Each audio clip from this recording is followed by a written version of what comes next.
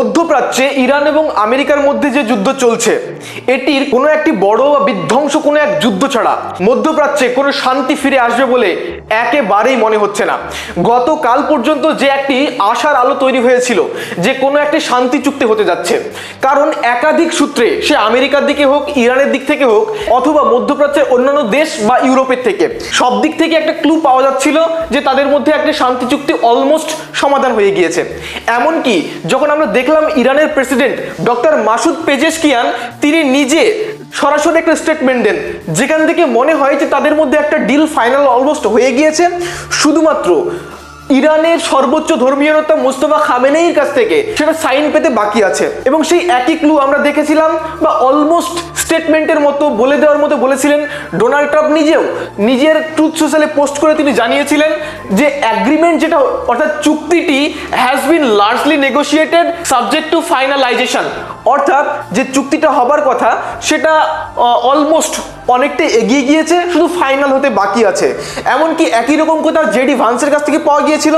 এবং শেষ পর্যন্ত রাত্রিবেলায় যখন আমরা দেখলাম যে ইরানের বেশ গণ্যমান্য এবং সরকারের অনেক কাছের একজন প্রফেসর ডক্টর মারান্ডি, যিনি 2015 সালে এমনকি কিছুদিন আগে পাকিস্তানে যখন আমেরিকার সঙ্গে ইরানের ডিল হচ্ছিল সেখানে তিনি উপস্থিত ছিলেন ইরানের পক্ষ থেকে, তিনি গতকালকে 5টি পয়েন্ট আমাদের সামনে দিয়ে দেন তার এক্স হ্যান্ডেলে, এবং সেটারই ছবি এখানে দেখাচ্ছি আমরা। এবং এই 5টি পয়েন্টে উল্লেখ করেন কোন কোন শর্তে এই চুক্তি সম্পাদন হচ্ছে। তখন সবার কাছে যেমন মনে হওয়ার কথা ঠিক তেমনই মনে হয়েছিল যুদ্ধ শেষ হচ্ছে, কিন্তু তারপরেও আমরা গতকালকের ভিডিওতে আপনাদেরকে দেখিয়েছিলাম একটা পয়েন্ট থেকেই যাই, নেতানিয়াহু কি ভাবছে। কারণ এই মুহূর্তে পৃথিবীতে ইউনাইটেড স্টেটস অফ আমেরিকা বলে কোনো দেশ নেই। যদি কোনো দেশ থাকে যেটি কানাডার দক্ষিণ দিকে অবস্থিত, তাহলে সেই দেশের নাম বলতে পারেন ইউনাইটেড স্টেটস অফ ইসরায়েল।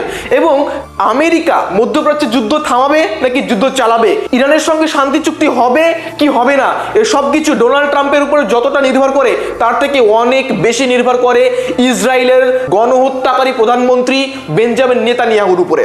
তাই গতকালকেও একটা কোশ্চেন থেকে যাচ্ছিল যখন সব দিকে ফাইনাল হয়ে যাচ্ছিল, তখন যে নেতানিয়াহু কি ভাবছেন।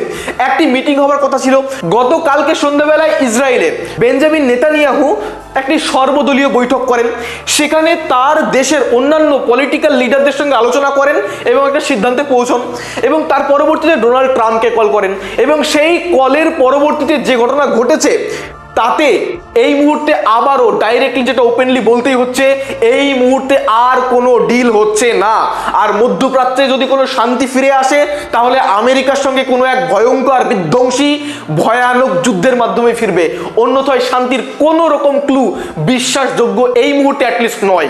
গতকালকের এই শান্তির কথা শুধুমাত্র সারা পৃথিবীর দেশগুলোই নয়, এমনকি যারা বিজনেসম্যান, যারা টাকার কথা চিন্তা করে, অন্য কিছুই চিন্তা করে না, সেই বিজনেসম্যানরা গতকালকে যে অন পেপারে যে তেল কেনা বেচা হয়, তারাও গতকাল ভোর 3:30টার সময় যখন আমরা দেখলাম তেলের মার্কেট খুললো অন পেপারে, অর্থাৎ ইলেকট্রনিক ভাবে যে তেলের কেনা বেচা হয় যেটাকে ব্রেন্ট ক্রুড বলা হয়, তার যখন মার্কেট রবিবার বন্ধ থাকার পর গতকাল ভোর 3:30টার সময় ভারতীয় সময় চালু হলো, আমরা দেখেছিলাম তার দাম কমে আসছিল। কেন? এর কারণটা হচ্ছে তারা বিশ্বাস করেছিল যে হয়তো শান্তি প্রতিষ্ঠা হতে যাচ্ছে, কিন্তু বেঞ্জামিন নেতানিয়াহু এই শান্তি চুক্তি চায়নি। আর তারই প্রমাণ আমরা দেখেছিলাম গতকালকে আমেরিকাতে বেঞ্জামিন নেতানিয়াহুর যে সমস্ত পোষ্যগুলো ছিল যারা আমেরিকাতে সরকারের মধ্যেই আছে, যেমন বলতে পারেন লিন্ডসে গ্রাহামের কথা, যিনি আইপ্যাকের কাছ থেকে, অর্থাৎ ইসরায়েলের দ্বারা চালানো জায়োনিস্টদের যে একটা অর্গানাইজেশন আমেরিকাতে আছে, যারা আমেরিকার পলিটিশিয়ানদের, রাজনৈতিক নেতাদের টাকা দিয়ে কিনে রাখে, তাদের টাকা দিয়ে জিতে আসা একজন সিনেটর লিন্ডসে গ্রাহাম, কিংবা মনে করতে পারেন বিজনেসম্যান মার্ক ডিবোউইটস, কিংবা মনে করতে পারেন মার্ক আর লেভিনের মতো ব্যক্তিবর্গ, তারা গতকালকেই ক্লু দিতে শুরু করেছিল যে ইসরায়েল এই দুইয়ের ভিতরে কোনো চুক্তিকে মেনে নেবে না। লিন্ডসে গ্রাহাম তারা বলছিলেন যদি এই চুক্তি হয়ে যায় তাহলে কি হবে, ইরান হয়ে যাবে অত্যন্ত ডোমিনেট ফোর্স, অত্যন্ত শক্তিশালী একটা ফোর্স মধ্যপ্রাচ্যের উপরে, এবং যদি এটা হয়ে যায় তখন মধ্যপ্রাচ্যের পাওয়ার ব্যালেন্সে বড় পরিবর্তন চলে আসবে, আর সেটা হবে ইসরায়েলের জন্য একটি নাইট মেয়ার। এইসব কথাগুলো বলতে শুরু করেছেন লিন্ডসে গ্রাহাম।